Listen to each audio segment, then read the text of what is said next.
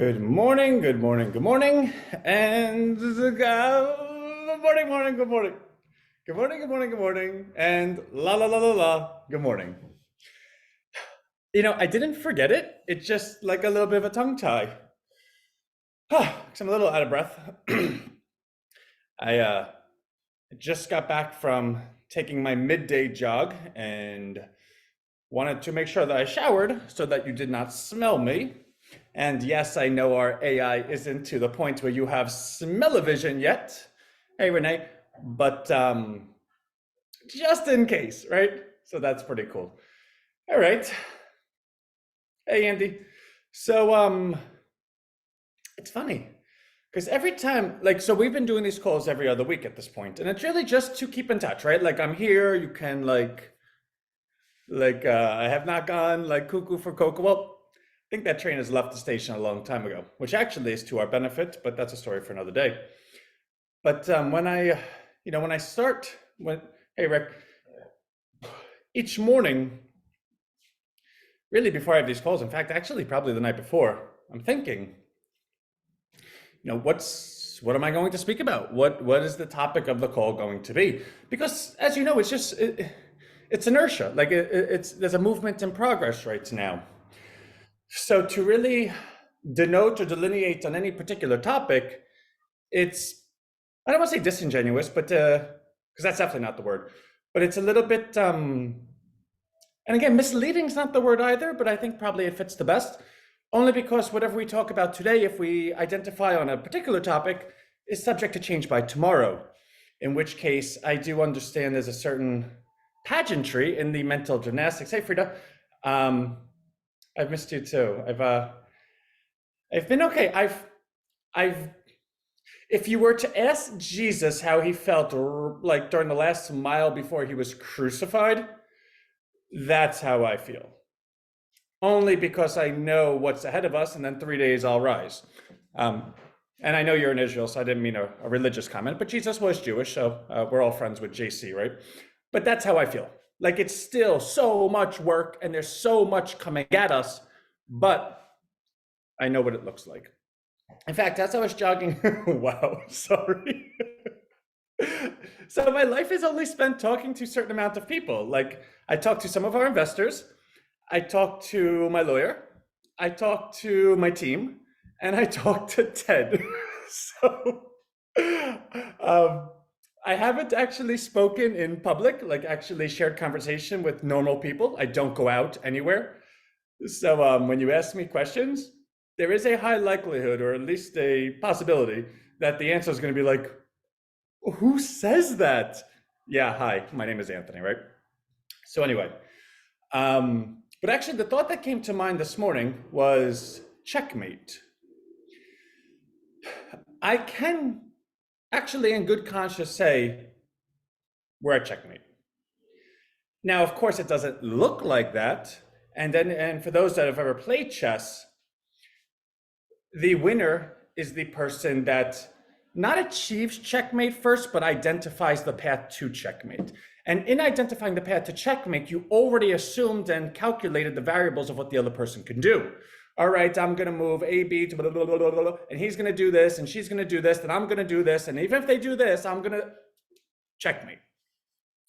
And in high level competition, usually somebody knows that they've achieved checkmate maybe one or two steps before the other one, because obviously if the other one knew it, they would prevent it. So someone always knows before the other one. And after that, after they achieve it, it's like a step or two later, they give the person the look. And then the person looks down at the board. And if they're honorable, allow my chapstick to be my king, and they go like that, checkmate, game over, next person, because at that point there's no reason to continue playing it. Checkmate has been accomplished. Now, unfortunately, maybe not unfortunately, because to quote Kobe Bryant, the beauty in life is not the destination, but it's the journey. And I actually do believe that. Like the journey, I can tell you the last 232 days of my life, especially the last 172 of it, have not been fun.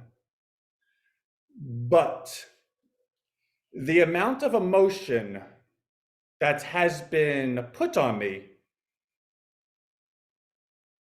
has become renewable energy, right? Like if you think about when you take something that's garbage and throw it away, but it goes into a compost and they use it and they recycle it and they make energy of it, that's been my life. And to be able to, it's like nuclear fission versus fusion, right? If you have something that's so volatile that it can blow you up, but if you're the one that's able to say, wait a second, I know how to actually harness this and direct the energy that way, well, then holy gosh darn it, blah, blah, blah. And that's what the days have looked like.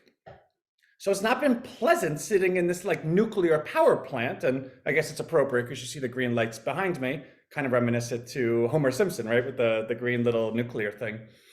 But the energy, put it this way, my lawyer actually emailed me the other day. It was like, I don't know, 10 o'clock at night. And she goes, can you please get sleep? Because now that I've worked with you, you don't actually stop and you need sleep. And when your lawyer tells you you need to sleep, that you're like effectively outworking them to such an extent, that's, welcome to Rhino, right? So getting back to the point of checkmate. So I can actually say from every component of my life, whether it's personal, whether it's business, whether it's financial, whether it's societal, or whether it's visionary, every component is checkmate right now. It's a matter of how many moves it's going to take to achieve that checkmate. And life does not, like I was saying before the Kobe Bryant quote, life doesn't go ahead and knock over the king and say, okay, since we know you're going to achieve checkmate in 18 moves, we're going to step out of the way and just give it to you. That doesn't happen. So there are many people in life that achieve checkmate and never actually, make it to the goal because they don't have the energy, they don't have the tenacity, they don't have the renewable fuel to get there. I remember reading a quote once, hate is God's limitless fuel or something, limitless renewable energy, something like that. And I'm just using it as an analogy because I don't actually believe in hate. Like if you hate someone or you're angry, the problem isn't with them, it's with you. Hate and anger are not real emotions. They're cover for something else that you don't want to reflect on.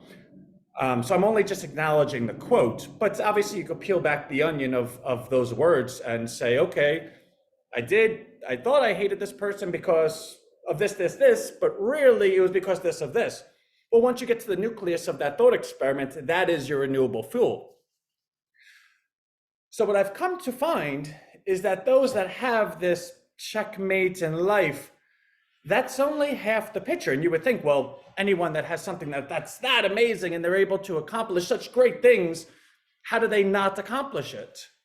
How do they not have the energy? How do they not have the perseverance to do it? Like if they can do this, well, I think it goes back to Rocky. If you remember in Rocky 3, well, actually, so Rocky 1, Sylvester Stallone got his butt kicked, but he was just the Italian stallion. He was like a piece of steel, a piece of iron, and he just kept getting up, up, up. And eventually he got that shot in at Apollo Creed right before the end, broke his rib. And the movie ends with everyone thinking if it went one more round, Rocky would have won. And what ended up happening is Apollo Creed, and God rest his soul, because I forgot the guy's name, but he passed away a couple of weeks ago at this point, was agonizing over it. The Rocky 2 movie was him saying, I need to get him back in the ring. Nobody believes that I really would have won. I need to prove it. I need to prove it. I need to prove it. Rocky was just like, thanks Apollo for fighting me. I've never done a Sylvester Stallone, but that is like going to be the closest, and I'm never going to try it again. But what ends up happening is they get back in the ring and Rocky wins because Rocky had nothing to lose. Rocky just was like, I'm going to do it.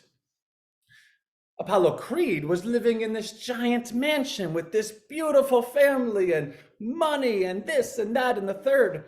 And the concept that they introduced, whether tacitly or not, was that when you're living such a life of such comfort, you lose that grit, right? Like the quote is, you can't, a boxer that sleeps in satin sheets can be beat. Something like that. I don't know, but something like that. So Rocky wins. Okay, great. Fast forward to Rocky 3. Now Rocky's living that life. Rocky's like the champion, beat Apollo Creed, beat a bunch of people. His manager Mickey set him up on all these different fights, and Rocky kept winning. And then Mr. T comes out, and Mr. T's like, "I pity the fool," and Rocky's like, "You want me? I'm right here." And Mickey, who's Rocky's manager, said to him, "This guy will knock you into tomorrow, Rock. He'll knock you into tomorrow, Rock." And Rocky's like, "But what are you talking about? I've beaten everyone." And Mickey tells him, "I've set those fights up for you. They were good. They were good fighters. We didn't throw them. But this guy, he's an animal. He has that passion. He has that grit. I haven't seen anyone like that since you were that before." So Rocky doesn't believe it. He gets in the ring and gets his butt whooped. Mr. T beats him like is it politically correct anymore to say beat someone like a redheaded stepchild? I feel like it's not. But so be it. Do what you like with it. But I prefaced by saying it, right? So anyway, so then you get to so Rocky gets his butt whooped, and then he goes to Apollo Creed, and Apollo Creed's like, "Listen, you need to get back into it." And Apollo Creed brings him back into like the hood gyms. And this is where like the best, like if you think about football, in the Southern Conference, like Miami and Florida and Alabama, these are like these hole in the wall places where people are just in there fighting, fighting, fighting. Like that's where he brings him back into, I think, Philadelphia. So Rocky trains. Rocky trains like somebody that's starving to eat his next meal. So then he gets in the ring with Mr. T the second go around and realizes to kind of do the okey doke, like just keep blocking, let Mr. T wear himself out, let Mr. T punch himself out. And then when the moment presents itself, boom. And he was able to win. And the same thing pretty much happened in Rocky 4. The point of the story, other than apparently I want to go back and watch Rocky because it's like just the greatest movies that you could ever watch, is that when you reach a point of achievement, that you live a life of casual and comfort and luxury, you don't have, and what they call it, the eye of the tiger. That's Rocky, right? The eye of the tiger. And throughout the series, what you've always found was that when he didn't have the eye of the tiger, it's because he's like sleeping in satin sheets, he'd get his butt whooped because there's always someone else that has the eye of the tiger. There's always someone else that's willing to do what it takes to win. There's another quote, and I live by it. Like I sleep for maybe 3 hours a day. There's always your next opponent is training right now, right? The next person, your competition's training right now. I actually live with that. And not to get into much of it, because I think I'll be arrested and go to jail if I even start talking about certain things, but there is a nature nurture that is genetically in me, right? Where if you want to go ahead and say, well, how do we find that checkmate, that idea, that thing that not only solves everything, but has the path for it, that is actually checkmate, right? Like, let's all agree, it's checkmate. This equals, okay. But simultaneously, how do we find that in somebody that is willing to take a table and throw it out a fucking window if he has to?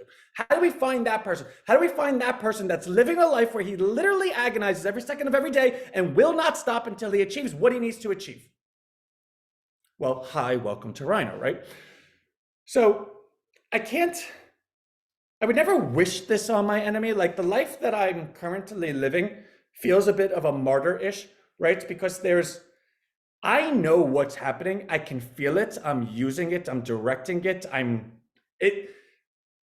When we get to where we're going to get to, and I really appreciate everyone here, because everyone's going to look back and say, I was actually like, I knew him then. Like I was on those calls. Like I knew it when I saw it.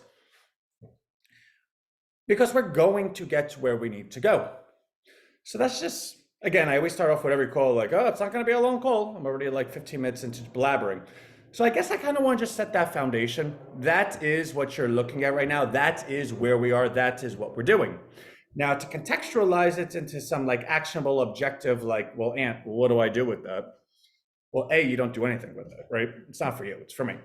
But it's for us, right? So just be here. But secondly, in terms of managing expectations, so this week I would have completed everything. And by everything, I mean the book, the marketing, the approach, everything. Which means that a week from today, I believe, is what, the 27th? Is that the way that works? Uh, yeah, right? Okay. 20 plus 7. There is it 27th. But unfortunately, I believe this month only has 28 days. Holidays, short months, needing to eat, needing to use the bathroom, needing to sleep are things that I loathe. I wish none of it existed. Let me just get that out the way because every part of it is just such a waste of my time. I know that's where I sounded psychotic, but this is the life I live. So a week from today, we'll have it sorted, which means the entire month of March is like, let's go. Let's go. And to define let's go, it's going to be fun.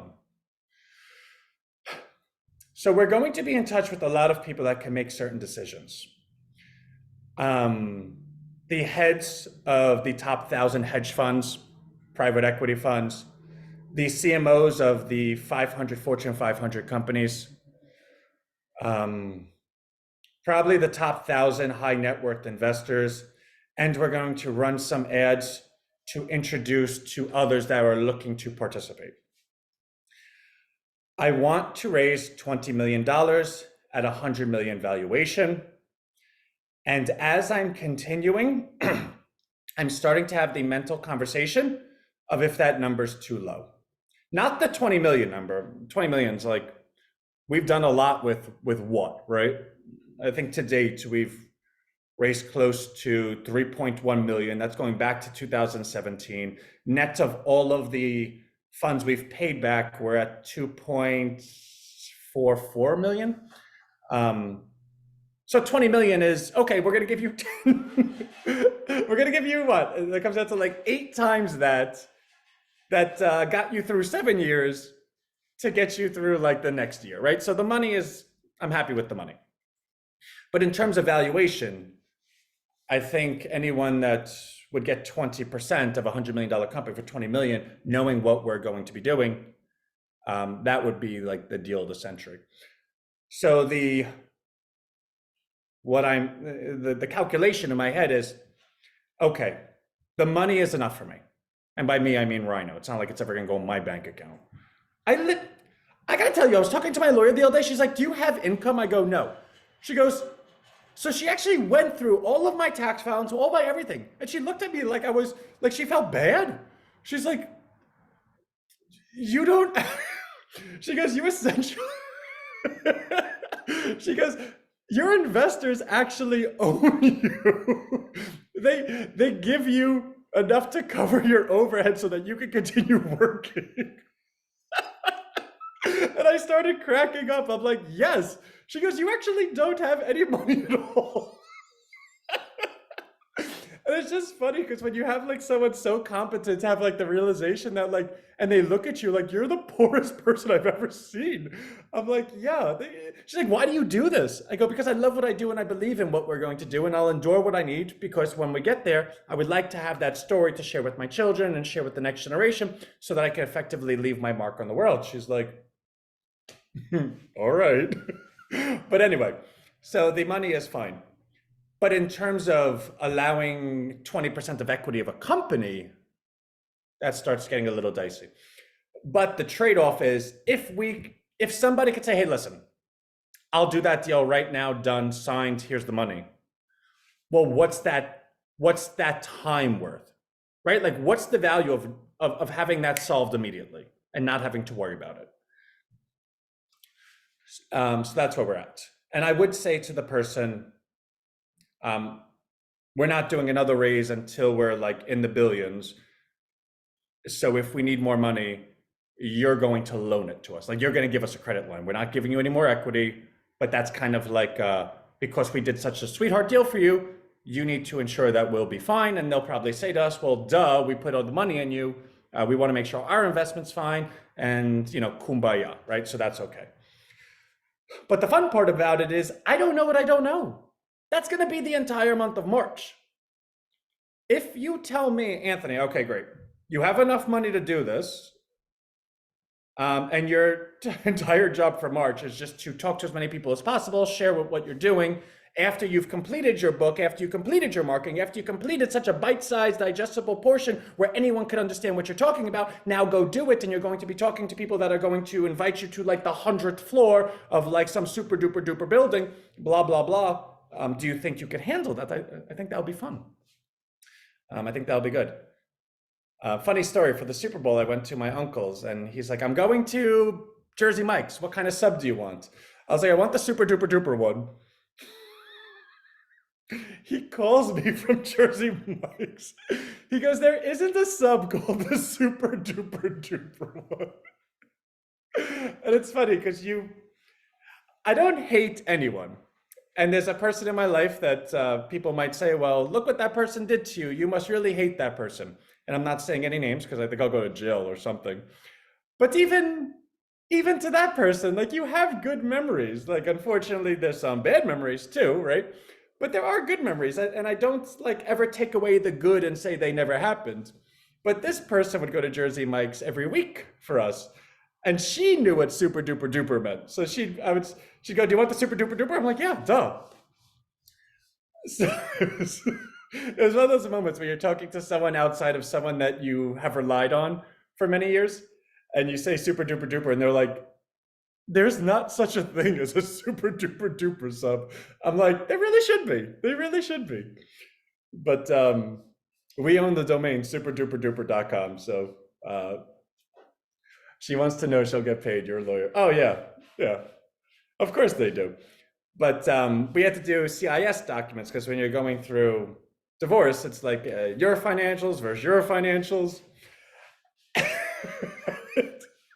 And of course, my lawyer was happy because she's representing me. So when she sees something that's beneficial to her client, that's ethical and all the rest of it, obviously they're pleased. So when they look at my financials, they're like, you can't even afford to breathe. Like stop breathing. You can't. So, and of course she didn't say that. I'm saying it because I'm like a complete nut. So that's that. But I do get everyone's emails, right? And I'm actually quite, and I want to say thank you because a lot of people don't email me. And I thank you for that because there's many, many people that have, oh my God, actually I have to do something and I'm going to do it. I don't see this person on right now, so I'm going to surprise them. But there are people that have always emailed me and now they don't email me. And I want you to know that I know that you're doing it as a favor. You didn't all of a sudden forget me. You're just like, he's working, whatever. And I thank you for it. For the emails that I do have, I got one email from someone that was just obnoxious. Well, what they say? They go, it's time to be Republican and take care of the world. What are you doing to save it? And you know what I've learned? I think Keanu Reeves said it. I'm at the point in my life where if you say 1 + 1 is 5, I say, okay, sure it is. Sure. I'm not arguing with anyone. Like there's just, in fact, I was in and again, I can't give the specifics, but I was in a situation in like an actual institution of this country that is highly, highly respected, where the person that you would find to be the most respected person of that institution was like screaming at me. And I sat there like this because I knew all the things that I wanted to say, but you never argue with a fool because from a distance, it looks like two fools arguing. And again, that's not directed at that person. So God willing, she watches this or something. It's just a commentary on, I'm at a point in my life where you could say whatever you want to me. I really don't care. You do you, I'm going to do me. But by me, I mean Rhino.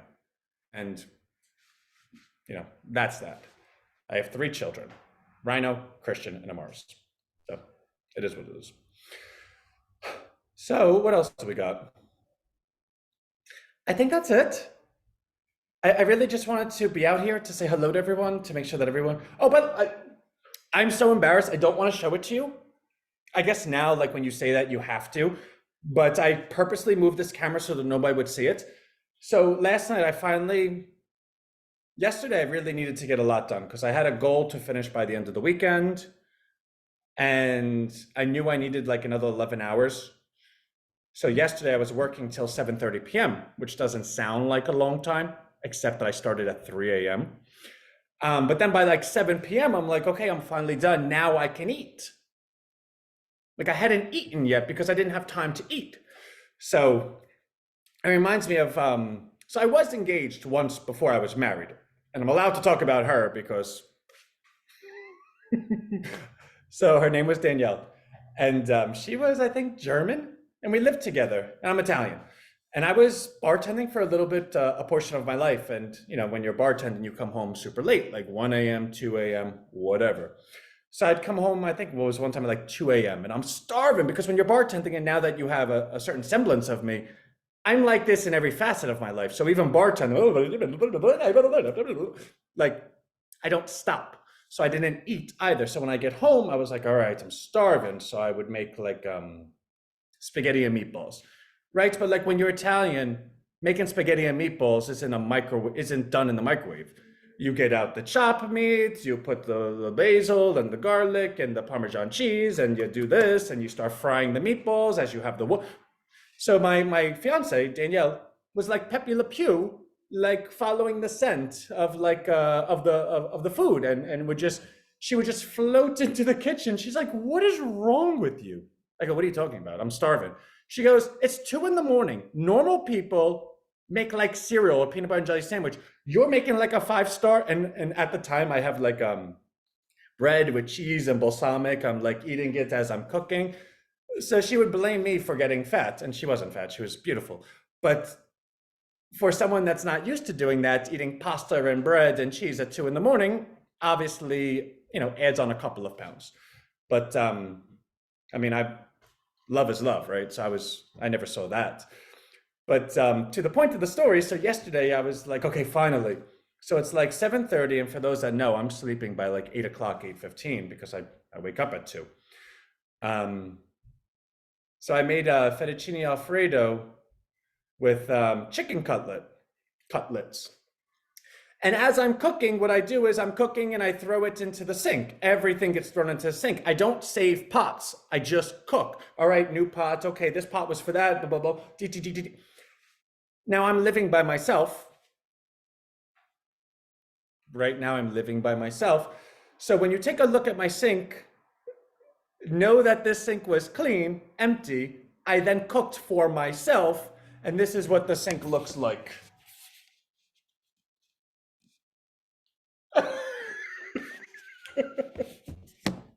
Like, uh, that's what the sink looks like for one person.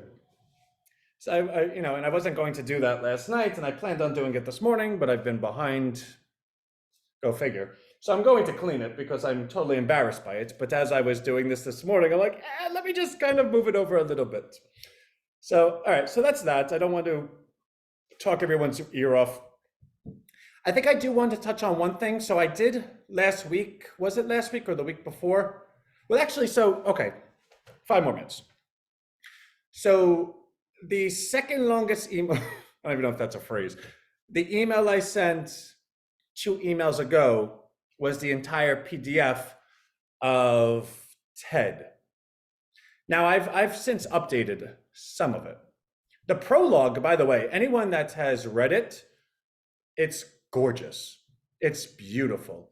Now I do understand some people will say, well, Ant, it's a little bit fancy speak. And yes, it is. It's for the fancy speak people, where I'm also making a secondary campaign that's more in line of R.L. Stein Goosebumps, right? Like, and that's not to be condescending to anyone. You need to speak to people in the manner that they're understanding, used to being spoken to. Speaking to people, talking about epochs and I don't know, whatever other words are in that thing, is not. You know what? Do I even have it up? Because if I have it up, I'll read just like a sentence of it really quickly. I'll just pull it up because now I just talked about it and you know. So I'll read like the first three paragraphs and then we'll realize like, okay, Ant, this is beautiful, but you need to be able to speak clearly to other people. As a child, I was captivated by the labyrinth twist of R.L. Stein's Goosebumps series, particularly those volumes that allowed you to choose your own ending. Each month, as my school hosted its book drive, I found myself drawn irresistibly to the latest releases, marveling at how a single story could fork into a myriad of paths, each leading to wildly disparate outcomes. Unbeknownst to me then, this early fascination was quietly sculpting my worldview, a realization that life itself is an intricate tapestry woven from the threads of countless decisions. Now, standing at the precipice of technological evolution where artificial intelligence promises or threatens to redefine our very existence, I find echoes of those childhood adventures in today's AI landscape. It isn't merely about contemplating AI through lens clouded with dystopian fears or utopian fantasies. Rather, it's about recognizing our moment within this continuum, understanding that we are at the crossroads, not unlike choosing an adventure in one of Stein's books. My unique trajectory through life has endowed me with perhaps an uncommon perspective, seeing beyond the immediate allure or apprehension surrounding AI to grasp its profound societal implications. Reflecting on personal anecdotes often reveals universal truths. Once, while navigating life in a dilapidated car barely held together by hopes and prayers, well-meaning advice poured in suggesting I simply buy a new car, as if the solution was so straightforwardly within reach. The earnestness yet hollowness of such counsel laid bare a peculiar human penchant. Identifying problems seems second nature to us, offering tangible solutions less so. This tendency mirrors larger patterns within our engagement with technology. We're quick to point out our potential pitfalls or sing peons to progress without fully grappling with the how behind navigating these challenges effectively. That was the first three paragraphs. That is half of page one. There's 8 pages. So clearly I know, wow, that is gorgeous, like gorgeous. If words could be like, that is gorgeous. I've read that I've read that whole thing every night so far. But there also needs to be a translation that allows, allows to lubricate common speak, right? So I do know that. So all of that will be done this week. The points being that PDF file that I sent, which I think is like 90 pages, has all the different sections. Some of them have been updated, but it gave you, okay, this is kind of where we're going. And obviously you'll get the updated one as it comes out. Great. Secondly, the last email that I sent of consequence was Sora. So now OpenAI has created a text to video offering called Sora. It is by far, you can create 1-minute videos. Now, I can't really speak anymore on that topic, but in sending that email out, what I did want to share, and again, there's a certain responsibility that we have in this relationship that we have together. And I understand my responsibility quite well. It isn't just results. Results are effectively the goal, but there needs to be, it's almost like, I didn't want to talk about sex, but I guess you could relate it to that. There's the act of it, and then there's the lead up to it. And the lead up to it, most oftentimes, especially when you're over 30, is not more important, but vital. Like when you're under 30, you can, especially as a guy, you can look at a wall, and if it looks great, you want to go get close to it. But after enough times or repetitions in your life where you've become acclimated with the sensations of it, you then realize the act of it is not merely being a caveman anymore. It's showing love. It's being connected with that individual.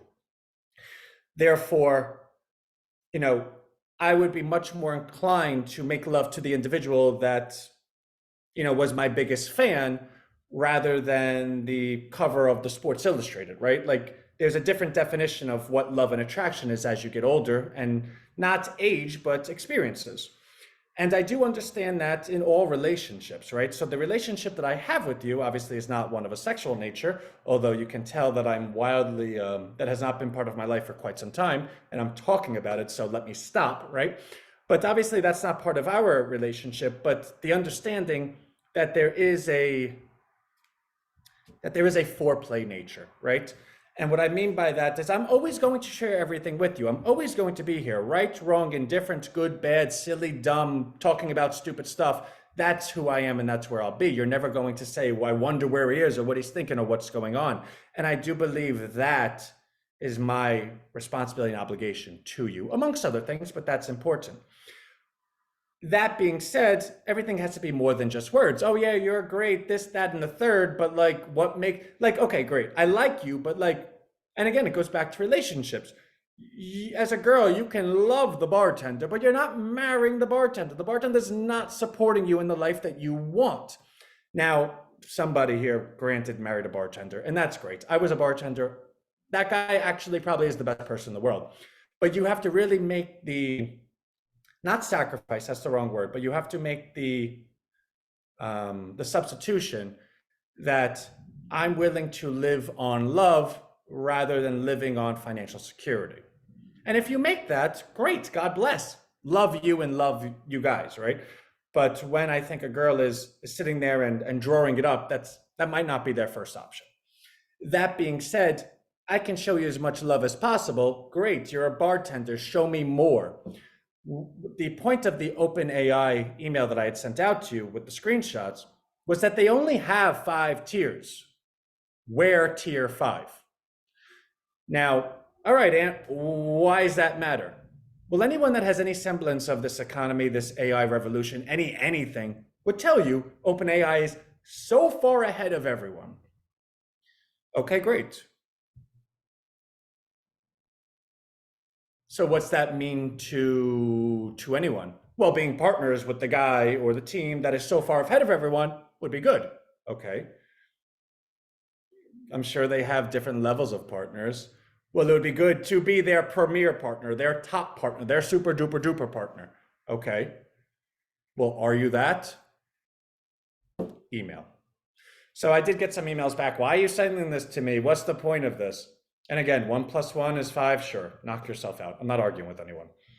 The point is for those that actually, and I don't want to separate categories because it sounds offensive to say for those that care enough or know enough to know, because then that leaves out those that didn't understand it, and that doesn't mean that they don't care. It just means that their care isn't understanding the minutia. So let me pull it back and say, for those that are so analytical and so molecular and whatever, that they understand the actual variables of how any one person or company can be successful in this field, that individual would know that if you are the top level tier 5 partner with the top level company, then that says things about you. Like for instance, girls are taught at a young age, if you want to know if that guy is worthy of you, look at his shoes, but more importantly, when you're in his car, look at his gas tank. That tells you a lot. If his gas tank is constantly in the first quarter, well, then he's not credible.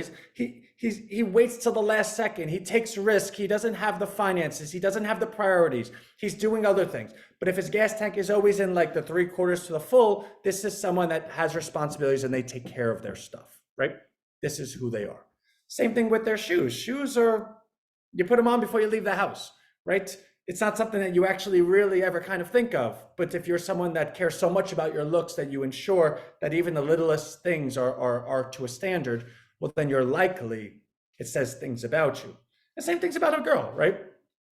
Especially in this era, I'm getting really disgusted by, and I'm actually feeling really quite bad for girls that think that competing by looks is even a competition anymore.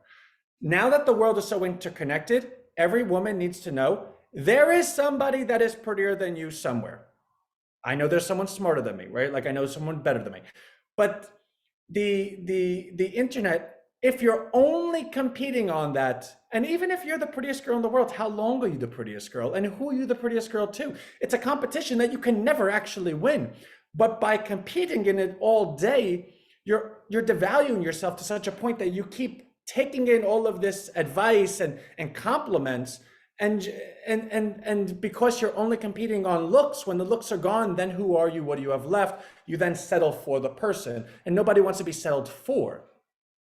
So it's just like this continuum, this thing that's becoming quite gross. And I forgot where I was going with that, but I think the point being just actually, and in terms of guys looking at a girl, pick someone that's doing something, right? So like when I'm on social media, the people that I've grown like a level of affinity for is like there's this one girl that's an influencer that I follow, and she does all this karate. Like she's a martial artist, like kicks your butt, and she's so impressive. There's this girl that plays the piano to such a, like, she's beautiful, and the way she plays it is gorgeous. And the point being that these individuals dedicated and sacrificed X period of their life to be so accomplished in a particular skill that they're able to share. And that skill says something about them, because that skill isn't offering immediate gratification or some type of pleasurable sense. That skill is sharing who they are. And in that skill, you can see that the person has passion for what they ever want to accomplish, right? So it's in that light that I operate my life, and the people that I have around me, and especially the people that I'm going to ensure that are around me in my future years, are going to exude that same skill set or the same characteristics. But in my communication with you, it's always going to be of that point. I'm always going to share and show this is who I am. Now, whether you like me or hate me, or I want to make sure that you have the ability to make that decision. Trust me, I can promise you there's a lot of people that don't like me. And I'm realizing it more and more because A, I don't know how to speak to people anymore. So when I go places, I'm very like, for instance, I don't want to say where I go because I don't want to bump into anyone that just decides to show up there. But I try to get out of my house and I go to a particular place every day to work. They have Wi-Fi, they have coffee. I'm happy there. But I try to be friendly, and I think my friendliness is just weird. It's like, and then I think to myself, I'm like a 37-year-old man sitting here on a computer. Nobody wants to talk to me, right? The point of the story being, just keep moving forward. I don't know how that reflected. I think that was more or less me saying like, wah, but I'm here and I'm going to keep moving forward. So I think that's it. I think that's finally it. And of course, I'm going to say one more thing, right? So by the end of this week, I think I would have completed what I was speaking about. If and when, which I hope it's completed, I will send out that PDF. So let's keep fingers crossed for Monday. It will be some type of booklet that you can read to a child. There will be the fancy stuff and the less fancy stuff. It'll be like a campaign. Like you'll look at it and say, I understand what's going on here. And also, I miss clothing. I want to make clothing again, which is not like a difficult thing, right? Like, there's Shopify, there's this, put the logo on, send the shirt to the store, done. But I've been wanting to do that. So actually, I guess this is kind of like an outreach for anyone that deems themselves, and again, before I say this, you know me as Anthony. There's a different Anthony when you're working with Anthony, right? There's a work Anthony and there's a face Anthony. And the face Anthony is because the work Anthony, right? Like if I came out here and said, oh yeah, we really tried, but we haven't got it yet, you'd be like, Ant, I don't really, like, what are you doing? You look like a fool. Well, I'm only able to communicate this because work Anthony is, guys, what is going on? Like, can we do this? Like, let's go. And I don't ever speak like that to anybody, but I'm sure, even though I don't use those words, I'm sure they hear those words, if that makes sense to you. I say that because my next sentence, for anyone that feels that they're really, really, really proficient in creating a store and doing mock-ups and designs and all of that stuff, I do have some room to have that conversation and to compensate that work. Um, I don't know what it looks like, but I'm just saying that out loud. So if anybody would like to email me and say, hey, listen, I can, and again, you know me well by now, I can do this. This is an example of what it would look like. This is what I would be looking for in compensation. Do you want to move forward or not on having a conversation? That's the email I want. So feel free to send it to me. And if not, that's okay too. It's like you don't date your coworkers. So if you don't want to do it, I get it, because right now we're the best friends. Once we get into that world, why does it look like this? Did you even think about moving this over there? I have to get on a call. What am I going to say now? And again, the conversation is never that. I'm really the nicest person. But the person that I'm talking to really nicely hears that. So I'm just sharing that with you. It's probably why I'm getting divorced. Oh, man. Anyway, love you all. I will see you on our call 2 weeks from today. Well, 2 weeks from yesterday, because we'll do it on a Monday. And I do hope to have that PDF out to you next week. March, I really feel like is going to be a very, very good month. And once we hit our goal going into April, then money is never an issue. Every dollar that anyone's ever put in is coming back to them. Like, everyone is now, okay, the years that we spent together are full. Now let's go forward and kumbaya. So that's all. I love y'all. This is probably one of the crazier calls I've done. Like, who talks about SCX on a call, right? And I'm talking about, bye. And I showed you my sink. Oh, I'll see y'all. Bye.